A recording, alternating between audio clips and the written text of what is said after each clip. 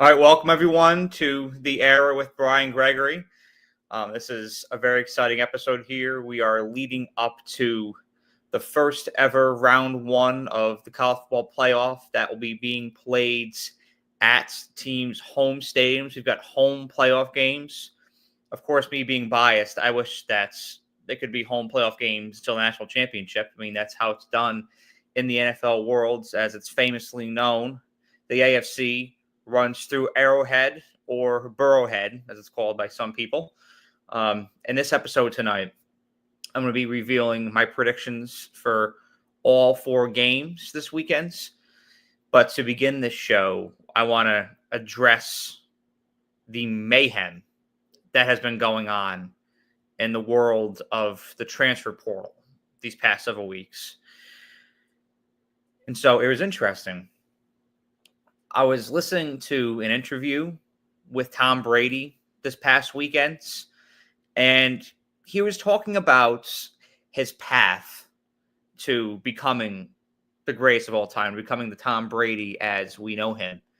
And it wasn't all gumdrops and lollipops. When he was in high school, he was third on the depth chart. When he went to Michigan, he was fifth on the depth chart. And at one point, Tom Brady famously notes that he considered hopping in. I don't even think it was the transfer portal at the time. He just considered switching to Cal Berkeley because he was getting offers from there. He would have been closer to home, closer to his family, would have been an easier, more comfortable lifestyle, and most importantly, he would have been granted a starting position. His coach at Michigan urged him to stay and just submit himself to the process, commits to becoming 1% better every day. Those small gains lead to big gains because at the end of the day, that's what incremental growth is. And that's the blossoming that can happen when you completely commit. And I want to place an emphasis on that word, commit, to a program. If you're like most guys, there's exceptions out there. There's guys that go to college, like your Ryan Williams, your Caleb Downs, your Trevor Lawrences, that are absolute studs when they walk on campus at 17, 18 years old. Hate to tell you, 98.7% of guys aren't built like that. And so you're not going to be starting your first year. You have to commit to the process and get better each and every single day. And it's that journey of growth that helps student athletes develop as people. They become more resilient. They become more focused. They know how to prioritize the right things.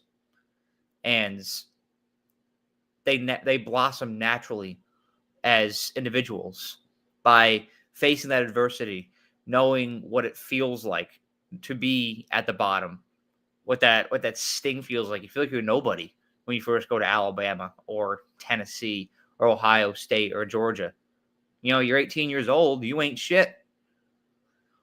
But you work, you grind, you hustle your ass off and practice. You prove yourself, you get better. You win every snap. That's another thing Tom Brady said. You win every snap. Every rep you get, you make it the best it possibly can be. And then all of a sudden, you look back and you're a 3-time Super Bowl champion because you discovered what your process is. That's missing in college football right now. That's missing. Because a lot of guys will go to a college for a program for a year or 2 years and say, this isn't for me. Jump in the portal and go somewhere else. You are stunting that growth when you make that decision. When you decide to transfer from, let's say, Tennessee to Kansas State, you're setting yourself back in growth because what you were doing at Tennessee is not completed. You're hitting the reset button and doing it all over again. You're not letting yourself naturally develop, not letting yourself naturally grow. And therefore, you're not getting that full student-athlete experience. There's nothing like it. Facing adversity, becoming a more complete, more thorough person, When you move around everywhere, you stunt your growth and you don't become the best you possibly can be. So then you're the NFL, and you used to have guys that would stay at Alabama or stay at Georgia or stay at Ohio State for all 4 years and know what all phases feel like, know what it feels like to be fourth on the depth chart, third, second, first, know what it feels like to grind there and get more reps and get better in practice. These guys that get there now, they don't understand what that feels like. And if you're an NFL GM, you want guys that are resilient because, now you're looking at a season that's 18 games and more in the playoffs. So it's what's your capacity? How much can you take? Your capacity expands when you go through that adversity and become better as a result. When you just bounce around everywhere, you're not going to have the same development. You're not going to be as complete of a person and as complete of an athlete than if you were to have stayed where you were. And I also want to say this too. I was always a proponent of the KD trade to the Warriors. I loved it because he was bettering his career. He knew he wasn't going to get a championship in Oklahoma City, so he transferred to Golden State because he knew that at his age, that was his best chance.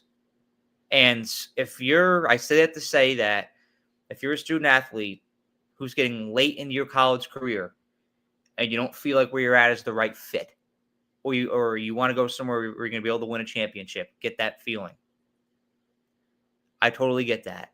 You gave your last program everything that you had, and you just don't feel like you're the right match, or the right fit. You're not really clicking with the coaching staff, and you open your mind to it. You gave it 2-3 years. You want to finish off somewhere else. This message is not for you because that's a business decision, and you've got to make those sometimes. But there's a lot of guys out there who are freshmen and didn't even get any PT their first year, and they're switching. You're transferring. Don't do that because then you're setting yourself back. Then you're not experiencing the process to becoming the most complete version of yourself.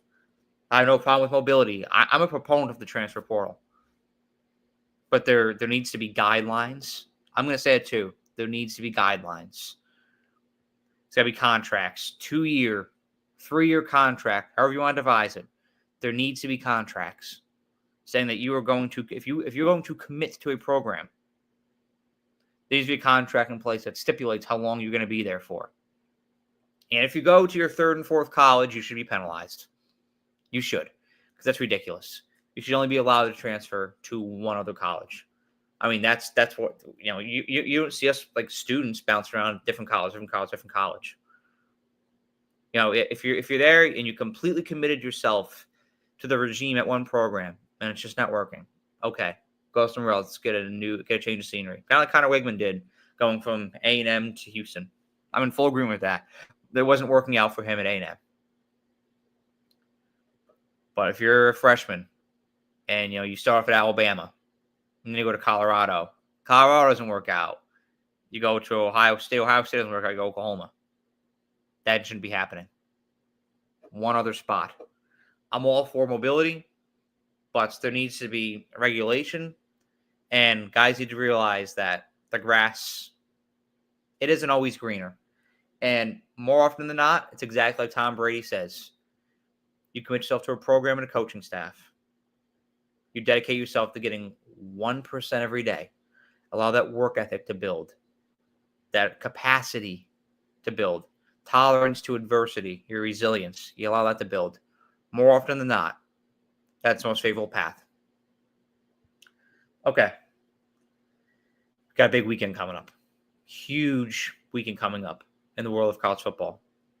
The first ever home playoff games. First matchup is between 2 Indiana schools on Friday nights. Notre Dame and Indiana. It's fascinating. They're in the same state. Not that far apart from each other. Have not played each other since 1991. That's the year my mother graduated high school. That's insane. They have not played since then. But they are playing each other this weekend in the first ever iteration of the college football playoffs home playoff game series. Of all the games this weekend, I love the matchup between Tennessee and Ohio State. Of all the games this weekend, I think that this may have the highest potential to be a classic. Because hear me out. One of Indiana's ultimate strong suits is that they're incredibly efficient. They don't make dumb mental mistakes. They hold on to the ball. They don't turn the ball over. They play almost error-free football. And when you have a team that's that well coached, and caps off to Kurt Cignetti for instilling that into this Indiana team, regardless of if you're more talented than them or not, it is a tough team to beat. I mean, it took Ohio State a half to start to leverage into Indiana at home. Granted, they blew them out in the second half. That was a very lopsided game. Until they forced Indiana to start to make some mistakes, it was a struggle because they are a very well coached team. Indiana, they also play with tempo, and if they get into that rhythm on Friday night, it's going to be very tough for Notre Dame to beat them, even at home. Because when Curtis Rourke is feeling comfortable and he's firing all four cylinders and he's in that rhythm, he's hitting those checkdowns, and he starts to use his legs a little bit, it's very tough to beat this Indiana team. However, Indiana is a very run-heavy team. Notre Dame's run defense, it's stingy. Them guys are huge. They're fast. They get pressure. They hit hard. And they're great at generating turnovers. I mean, that's what a well-coached defensive team does, is that they know how to strip the ball. They know how to get the ball away from you and onto their side. Notre Dame is going to pose that challenge to Indiana. This is a cold game too. Neither of these two teams, that's something that's foreign to them. I mean, they both play in Indiana, so they're used to playing cold temperatures. That won't really be much of a factor in this game, so to speak. But if this Notre Dame defense can coerce Indiana into fumbling the ball, if they generate interceptions, turnovers, they get Indiana to slip up a little bit. I think that Notre Dame can gain some leverage and get that leg up and pull this game off. Ultimately, I think that's what they're going to do. I think that this is going to be a battle. I think that Indiana starts off hot. And a lot of people looking here like, oh, this is Notre Dame's first challenge they faced since Northern Illinois. Are they in a tough spot? Are they going to be able to pull this off? And I could see Indiana going up multiple possessions early in this game. Notre Dame will start to wear them out with their consistency, their overall physicality on defense. And I think it's going to be those turnovers that kind of shift the aura and the morale and the momentum onto Notre Dame's side. And Notre Dame pulls this thing off 28-24. That's ultimately where I see this thing going. I think it's going to be an absolute classic because you'll see Indiana get up ahead to begin, and Notre Dame close that gap and take the lead at home. And it is going to be rocking in South Bend. Night game, too. Can't wait to see this. It's going to be frigid in Indiana. Very happy to be in Texas. All right, we've got Penn State and SMU on Saturday morning. And by the way, if you're watching for the first time here, please subscribe. I really appreciate it.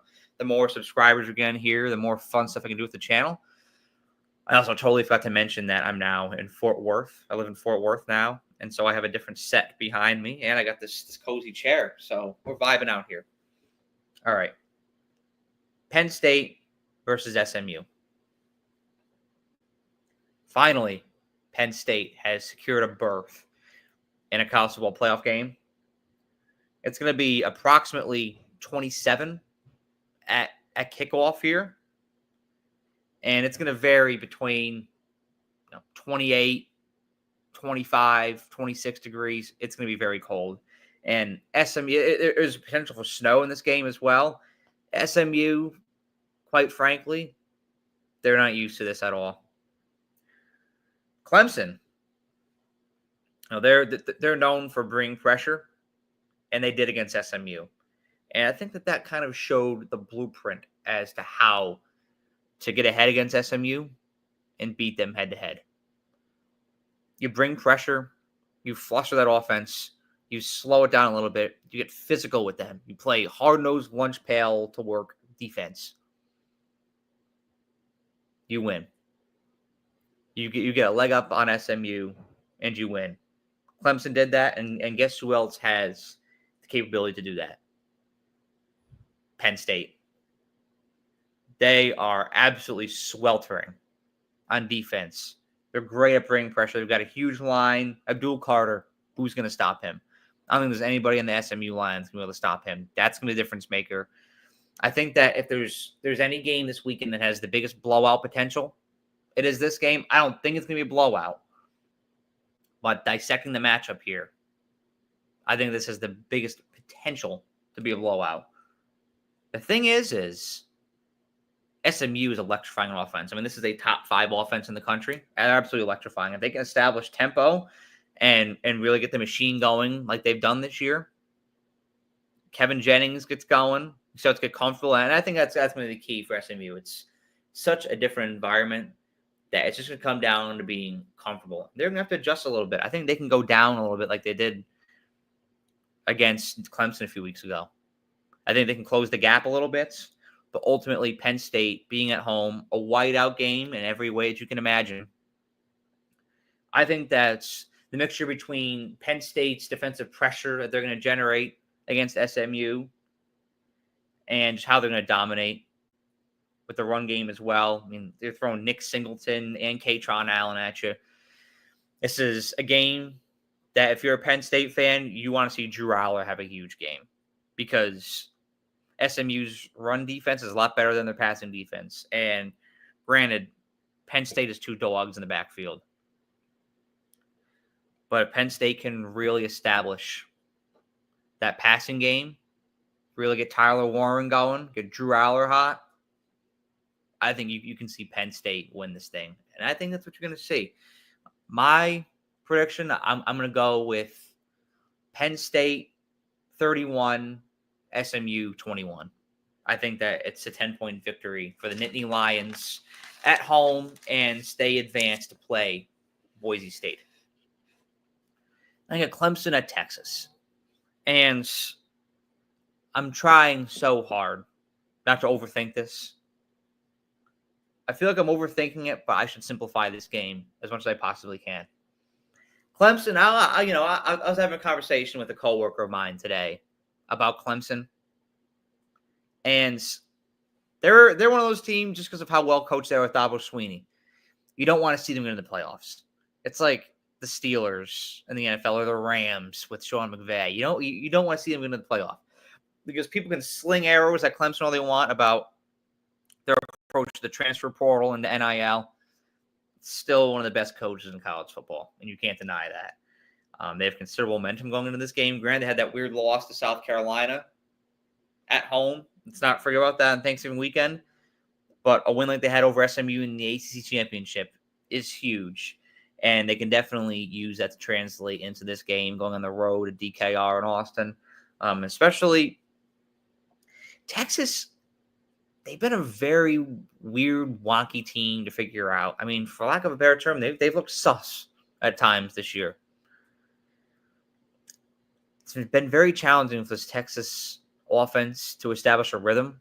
I feel like they're explosive, they're fast, they're great on paper. This should be the best team in the country on paper, Texas. But there's just something that's off.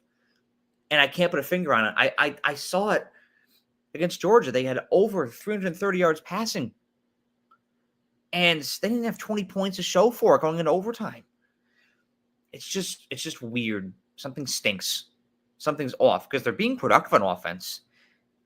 It's just not translating into points the way you think it would. However, at home in Austin against Clemson, and Grant's a great defense to going up against, especially up front. Those boys are big in the defensive line. I think in a game like this, Texas does simply have more talent, especially on the offensive side of the ball, than Clemson. And granted, Cade Klubnik has been hot. Bryant Westgo has been hot. Phil Maffa, been a slow past couple weeks, but you kind of wait for him to pop off whenever he will, because it's inevitable. Clemson, they've been hot on the offensive side of the ball as well, but I think that Texas simply has too much. I think that they're going to get enough mismatches too, offense to defense, to take advantage of Clemson. Maybe a bit of a slow start for the Longhorns, especially since they look kind of wonky against Georgia. And I think Clemson has an internal issue at the quarterback position. I've been saying this for a little while now. They're in that Jalen Hurts Tua dilemma right now, where they're starting Quinn Ewers out of principle. It's the right thing to do. He's earned it. It's his team. But they want to put Arch in because they know he's a dog. They know what he's made of. It's about patience, about waiting until next year. I think that's the right decision, too. Alabama had the same dilemma several years ago. Jalen Hurts was the quarterback, and he was starting to struggle a lot more than Quinn Ewers is right now. He was starting to struggle.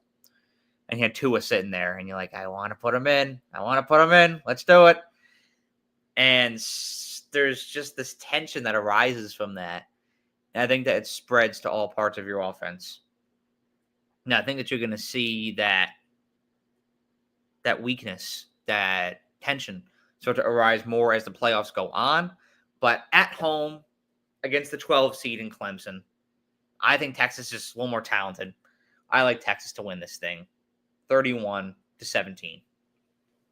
All right. The last matchup here, we've got, this is my favorite one of the weekend. We got Tennessee going on the road to play Ohio State. We've got a huge mismatch alert in this game. And I'm going to make a bold pick, and I'm going to stand on business here.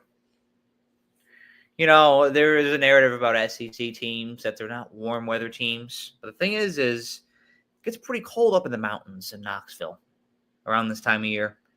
So Tennessee, I don't think you can really use that argument for them in this game. And here's the mismatch. Tennessee has one of the best pass rushes in the nation, in the country. They're top 10 in rush yards allowed per game. That's huge because Ohio State leans on Quinshawn Judkins and Tragon Henderson to establish tempo in their games. Why I say this is a mismatch is because Ohio State's offensive line is severely beat up right now. There's a lot of injuries, and it's weak right now, and it's waiting to expose any week. Michigan did it big time because even though Michigan's a middle-of-the-pack team this year, they regressed, so to speak, from the national championship last year, they still retain their identity on the defensive line. And that's a huge part of how they beat Ohio State. Oregon was great with their pass rush as well. One of the best pass rushes, and not only the Big 12, but the nation alone. You're looking at the same thing with Tennessee here. Those are some big boys on that defensive line. And they are going to get to Will Howard. And they're going to shut that run game down. And I think it's going to be very hard for Ohio State to move the ball against Tennessee. These games, they come down to the trenches. I've always been a firm believer. You can't assess anything else about a matchup until you assess the trenches, the matchup there. And when there's a huge mismatch, regardless of where the game is played, you know where it's going to go. I mean, that's almost the nucleus of the field. Tennessee's got that mismatch. And I think they're going to make that Ohio State offense look very disjointed just because how much pressure they're going to get and how much they're going to get past that Ohio State offensive line. And that's a tough break for Ohio State to have that many linemen on the injured report. But when you get into this time of year, it's health that matters. And when you have health issues and a mismatch like this, it's going to have a heavily favor one team. I think if they played this game back in October in the shoe, I would take Ohio State. But at this point, with the injuries that Ohio State has, this is my bold pick. Even though I believe right now the line is Ohio State minus 7.5. I'm taking Tennessee to not only cover, but win. Ohio State, if they want to win this thing, they've got to limit Tennessee's explosive plays because, and you don't want to let Dylan Sampson get going either. And especially if, you want to make Nico flustered. He's a freshman quarterback. Jack Sawyer, JT, they get in the backfield, get him flustered a little bit. The secondary clamps him down. They can start to get Nico Iamaleava flustered. But if he starts to get comfortable, starts to complete some of those long bombs, starts to get that confidence and that aura, it's going to be a very long day for Ohio State. And I know there's going to be a lot of talk. Speaking of day, there's going to be a lot of talk about Ryan Day after this game. And if they lose, I'm sure that'll be something we'll be addressing early next week or maybe even on Sunday. But this is, I think, by far your most even matchup this weekend. I don't know, the line is set like Ohio State minus 7.5. I don't see that at all. I think if you're at 7, it should be like Ohio State minus 1.5 or Ohio State minus 2. This is a very even matchup between these two. And outside of Notre Dame and Indiana, I think this game has the highest potential to be a classic. But I do like Tennessee to win this game. It's going to be a physical one. I like the Vols 27-23 in this game. Again, new studio here. We're out in Fort Worth. We're going to be making some improvements to the backdrop here soon as well, and just the scenery behind me. And we'll be making some more updates here as well. I'm going to be trying to pump out the content here at the end of this week. Christmas is coming. The parents are coming to town. So I'm going to rely on shorts this weekend and later this week. I'll try my best to make some videos early next week, but there will be some traveling, Christmas festivities. So I do apologize if the content is going to be a little bit sparse and out of rhythm these next couple days. But have no fear as we transition into 2025. That consistency will be back. And I was facilitating that move last week, so not as much content last week as you usually see either. But have no fear, everyone, as we transition into the CFP more here. And as those NFL playoffs start to ramp up, you'll be seeing a lot more of me. Best believe it. Thank you all for tuning in. I really appreciate your support as always. Have a great day.